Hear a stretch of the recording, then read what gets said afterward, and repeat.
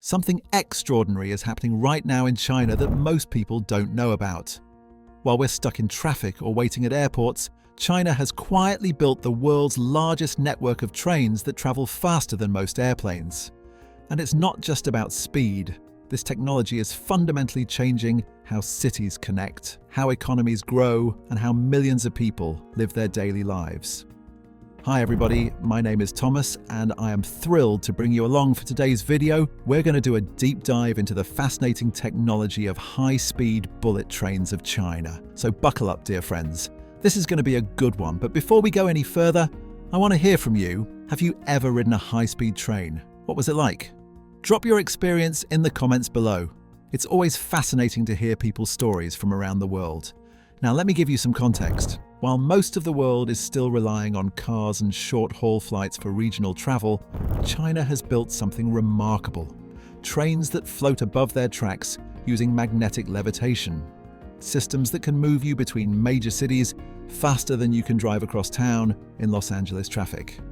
And they're doing it right now, today, carrying millions of passengers every single day. This isn't some distant future concept. This is operational technology that's been running for years, and the implications are massive. High-speed rail is quietly becoming one of the biggest disruptors in the transportation industry. For distances under 1,000 kilometers, it's already outcompeting airlines in several countries. Stay with me because by the end of this video, you'll understand exactly why this matters for the entire world. Let's start with a practical example. Imagine you're in Beijing. You need to get to Shanghai for a meeting. That's over 1,000 kilometers away. In a car, that's 12 hours of driving. A flight takes about 2 hours, but with airport security, boarding, waiting, and getting to and from airports, you're looking at 5 hours total door-to-door. China's high-speed rail? About 4.5 to 5 hours from the city center to city center. You walk into the station, board the train, and you're there. No security lines. No baggage hassles, just efficient travel. But that's just their conventional high-speed rail. The everyday trains that have been running reliably for over a decade, their newest experimental technology? That's where things get really interesting. China has been testing what they call the T-Flight Maglev system. It's a magnetic levitation train that runs inside low-pressure tubes. In tests, this experimental train has already reached 623 kilometers per hour.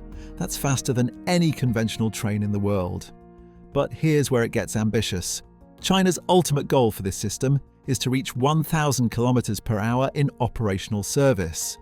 That would genuinely rival commercial jet aircraft speeds. Now, to be clear, they haven't achieved 1,000 kilometers per hour yet. That's the target they're working toward.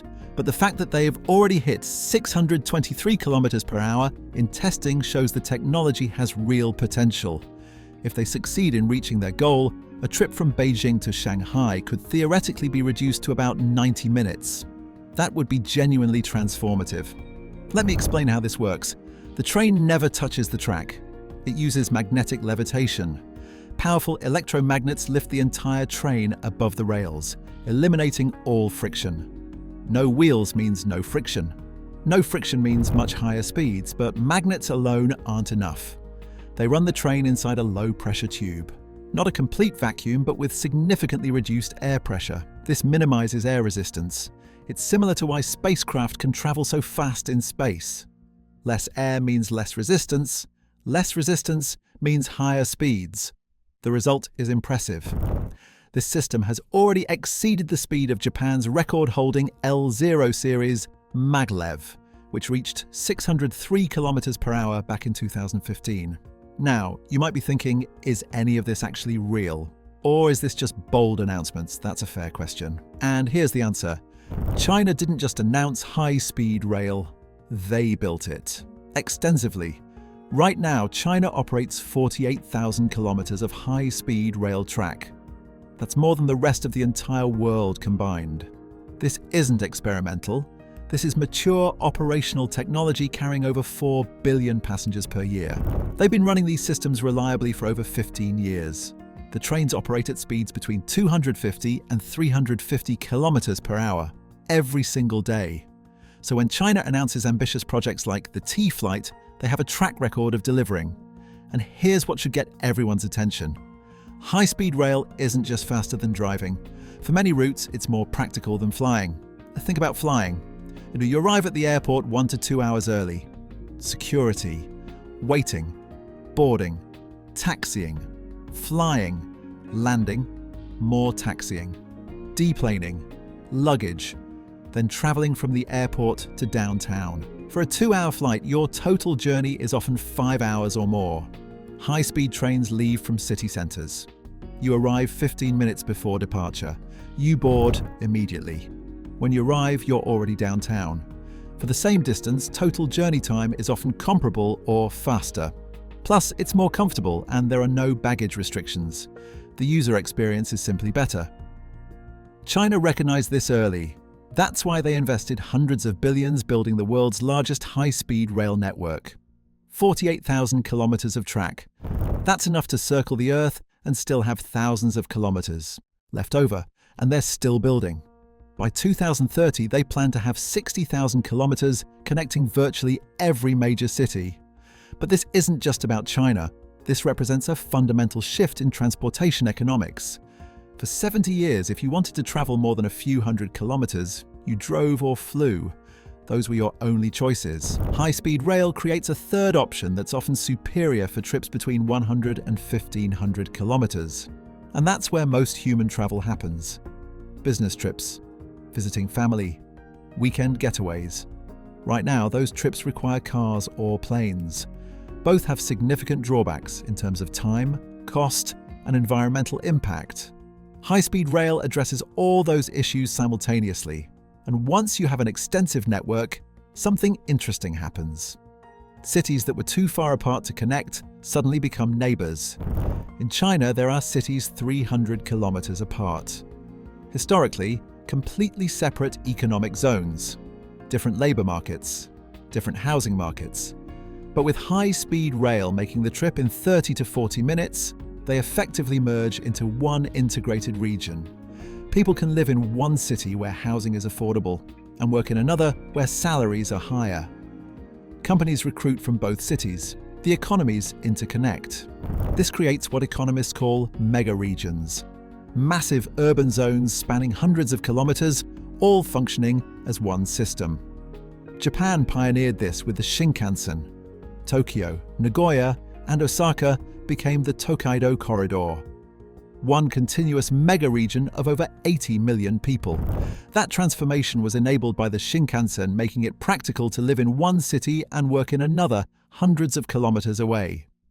China is now doing this on an even larger scale. The Beijing-Shanghai corridor has over 200 million people. High-speed rail is integrating them into one massive economic zone. Now let's talk about the technology itself. The T-Flight experimental train uses superconducting magnets. These are electromagnets cooled to extremely low temperatures where they lose all electrical resistance. This lets them generate incredibly powerful magnetic fields efficiently. The train has these magnets on its underside. The track has magnets embedded along its length.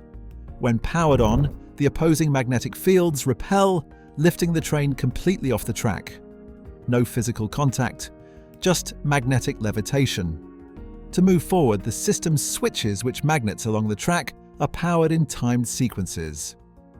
The magnets ahead pull the train forward, the magnets behind push it.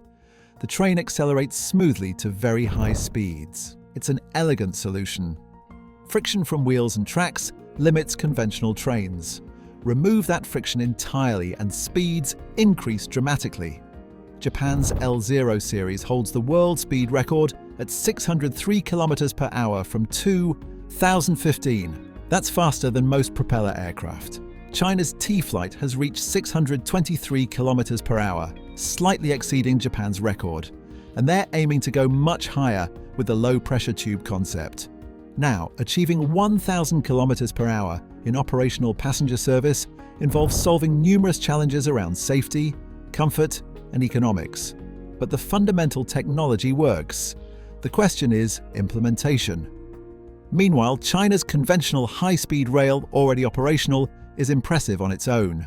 The CR400 series trains operate at up to 350 kilometers per hour on regular routes. Efficient, reliable, and comfortable. and they were developed with entirely domestic Chinese technology. Earlier generations used licensed technology from Japan, Germany, and France. But the latest trains are completely Chinese designed and manufactured. This means China has developed independent capability. They're not dependent on foreign expertise anymore. In fact, they're now exporting this technology. China is building high-speed rail systems in Indonesia, Thailand, and other countries. The technology transfer has reversed. China went from learning to teaching. That's a remarkable transformation in just 2 decades. Now let's talk about environmental implications. Aviation accounts for about 2.5% of global carbon emissions, growing rapidly. And aviation is one of the hardest sectors to decarbonize. You can't make practical electric airplanes for long distances. Batteries are too heavy. Sustainable aviation fuel is expensive and limited. High-speed trains run on electricity, and electricity can come from clean sources: solar, wind, nuclear, hydroelectric. Moreover, trains are remarkably efficient. A high-speed train uses roughly 1/6 the energy per passenger kilometre compared to flying. That's not marginal, that's transformative. As carbon regulations tighten, flying will become more expensive. High-speed rail will become more attractive. We're already seeing this in Europe. France has banned certain short-haul flights between cities with high-speed rail connections. Spain is expanding their network to reduce domestic aviation. This trend will accelerate. Let me give you an example. Before 2008, the Madrid-Barcelona flight was one of the busiest air routes in the world, about 5 million passengers annually. Then Spain opened high-speed rail between the cities. The transformation was dramatic. Today, high-speed rail dominates this corridor, capturing approximately 85% of the combined rail and air market. Airlines have reduced or eliminated service because they can't compete. Why? The train takes about 2.5 hours city centre to city centre. When you factor in airport time, the train is faster, more comfortable, more convenient, and often cheaper. Passengers overwhelmingly chose rail.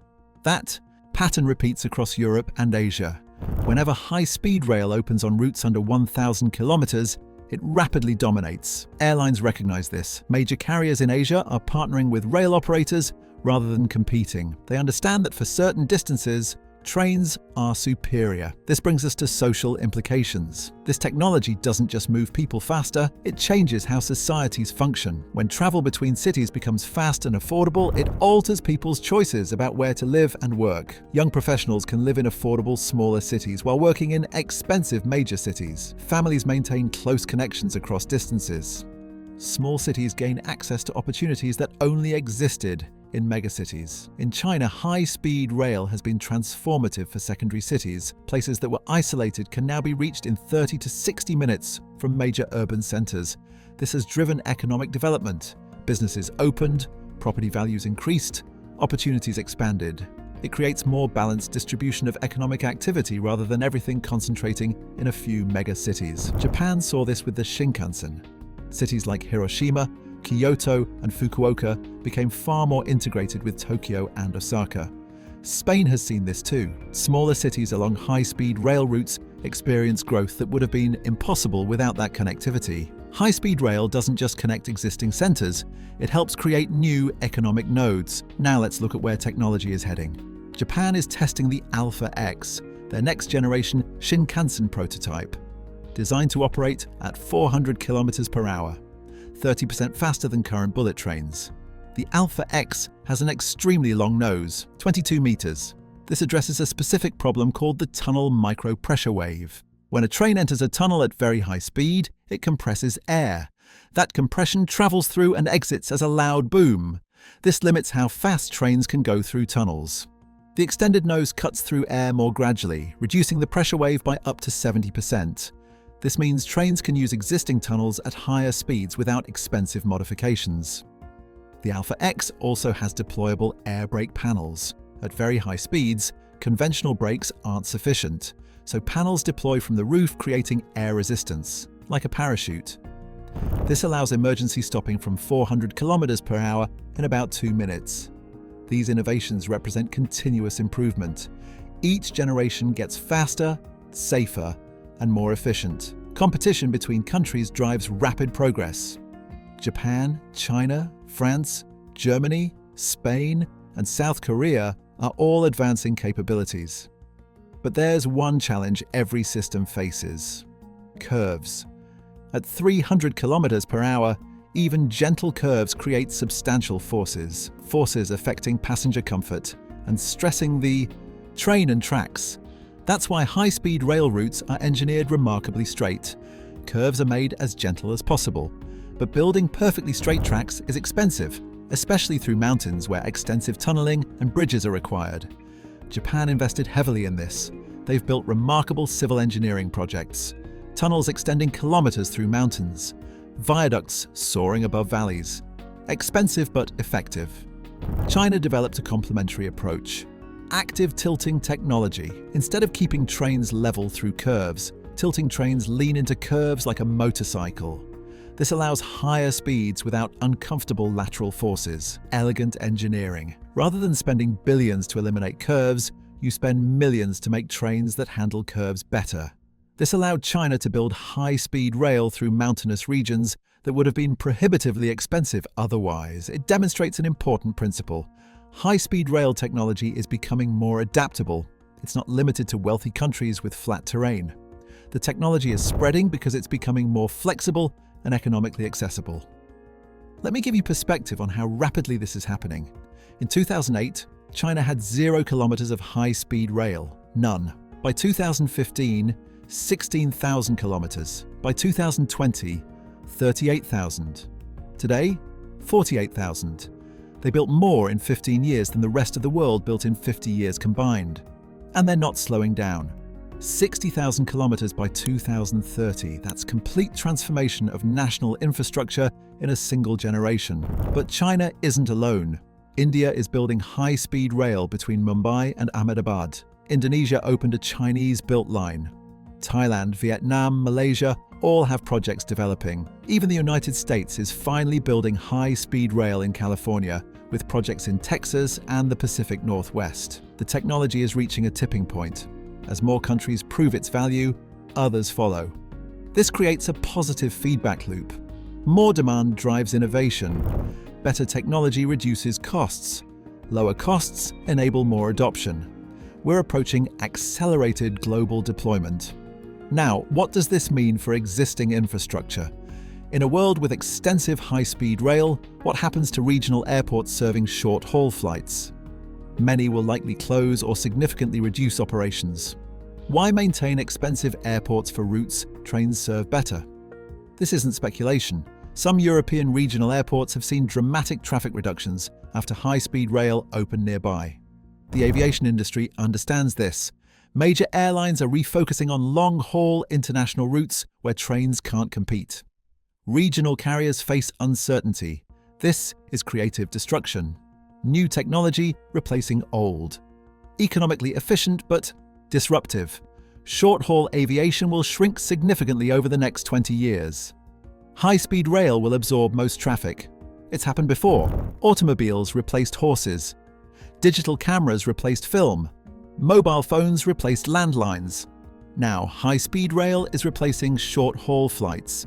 The transition will happen faster than most expect, because the advantages are clear once infrastructure exists. Let me mention something futuristic but actively developing: hyperloop. This concept envisions pods traveling through near vacuum tubes at speeds up to 1,200 kilometers per hour or more. Many dismiss this as science fiction, but it's essentially an extension of the Maglev vacuum tube concept China is already testing. Several companies are building test tracks. Virgin Hyperloop has conducted passenger tests. Multiple countries are studying routes. The technology is real. Questions remain about economics and scalability. If Hyperloop costs similar to conventional high-speed rail but operates significantly faster, it becomes compelling. The challenge is it's unproven at large scale. But so was Maglev 30 years ago. So was high-speed rail 50 years ago. Breakthrough technologies always seem impractical until someone demonstrates them. I wouldn't be surprised if we see first commercial Hyperloop routes within 10 to 15 years. Once proven, adoption could accelerate rapidly. We might be looking at a future where 1,000-kilometer journeys take 30 to 40 minutes on the ground. That's not fantasy, that's applied engineering. But here's what I find most significant. High-speed rail represents more than technology. It represents thinking about the future. Countries building extensive high-speed rail are making substantial, long-term investments. Returns don't appear for years, maybe decades. That requires a particular mindset, confidence the investment will pay off, willingness to spend now for future benefits. And countries making these investments are positioning themselves advantageously, because infrastructure creates competitive advantage in a globalized economy. If your cities are connected by fast, efficient trains and your competitors have congested highways, you have a meaningful economic edge. Your workers are more productive, your business is more efficient, your economy grows faster. Infrastructure isn't just about moving people, it's about economic competitiveness. China understands this. Their massive investment isn't just about trains, it's about building foundations for long-term economic strength. And it's working. High-speed rail has been a significant contributor to China's economic development. Meanwhile, countries with aging infrastructure face growing disadvantages. Workers lose time in traffic. Cities struggle with congestion. Air quality suffers. They're operating with 20th century infrastructure while others move into the 21st. The gap will widen. Let me paint a picture of 2035, just 10 years from now. Europe has a fully integrated network. Lisbon to Warsaw in 6 hours, London to Rome in 4 hours. The continent functions as one connected economic zone. China's network covers the entire country. Even remote Western provinces have access. The nation is economically integrated in ways that weren't possible before. India has built substantial high-speed rail connecting major cities. The economic impact has been significant. Southeast Asia has begun connecting. Singapore to Bangkok to Hanoi becomes a continuous corridor. The Middle East has rail linking Gulf states, Dubai to Riyadh in 2 hours. Africa is starting. Egypt has operational rail. Morocco and Nigeria have routes under construction. High-speed rail becomes standard infrastructure globally. As common as highways or airports, the world is being rewired. Distance is becoming less relevant. Cities are connecting. Economic geography is shifting, all because trains can now move people at speeds that were impossible a generation ago. You might think, I live somewhere without high-speed rail. Does this affect me? Yes, even indirectly. This technology influences global supply chains, business locations, migration patterns, housing markets. It affects airline pricing, automobile usage, infrastructure priorities. Transportation infrastructure shapes modern civilization fundamentally. When that infrastructure changes dramatically, effects ripple everywhere. So even if you never ride a high-speed train, you'll live in a world reshaped by it. The question isn't whether high-speed rail matters, it's how quickly your region adapts. And here's encouraging news. Technology like this doesn't stay confined to a few countries. It spreads. Right now, extensive high-speed rail exists in only a handful of countries. In 20 years, dozens will have it. In 40 years, it will be standard everywhere. Because once technology is proven, once economics are clear, once benefits are obvious, adoption accelerates. That's the pattern for transformative technologies. They seem impossible, then unlikely, then inevitable, then ubiquitous. We're currently somewhere between unlikely and inevitable with high-speed rail. The trajectory is clear, so where does technology go from here? Faster, certainly. Engineering improvements continue pushing speed boundaries. But it's not only about speed. It's about making high-speed rail more accessible, more affordable, more convenient. Automation will allow trains to operate continuously with minimal crew. Dynamic pricing will make travel more affordable. Better integration with other transportation will create seamless journey planning. The future isn't just fast trains, it's comprehensive, intelligent mobility systems, making travel without a personal car practical and appealing. High-speed rail forms the backbone, but it's one component of a broader transformation. And that transformation is already underway, right now. The trains I've discussed are operational, carrying billions of passengers annually, demonstrating that alternatives to car-dependent, aviation-heavy transportation are viable. We're living through a significant shift in human mobility. Most people haven't fully registered it yet, but over the next 20 years, the change will become undeniable. The way we move around the planet is evolving more rapidly now than it has in decades, and much of that evolution is driven by trains that can travel at truly remarkable speeds. So if you have an opportunity to experience high-speed rail, take it. See what this technology feels like. It's genuinely impressive. The smooth acceleration, the sustained high speed, the comfort, the efficiency. Once you experience it, you understand why it's becoming the preferred mode for medium-distance travel. And if you live somewhere without high-speed rail, it's worth asking why. The technology exists. It works. It provides clear benefits. There's no fundamental reason most developed countries shouldn't have it. The future of transportation is becoming clearer. The only question is how quickly we embrace it. Alright, that wraps up today's deep dive into high-speed rail and how it's transforming transportation. If you found this interesting and want to see more content exploring emerging technologies and their real-world impact, please subscribe. Next week, I'm covering something fascinating: the next generation of transportation technology that could push speeds even further. The engineering is remarkable and the implications are profound. I'd love to hear your thoughts. Have you ridden high-speed rail? What was your experience, and which country do you think will push this technology furthest in the next decade? Leave a comment. I read all of them. Thanks for watching, and I'll see you in the next one.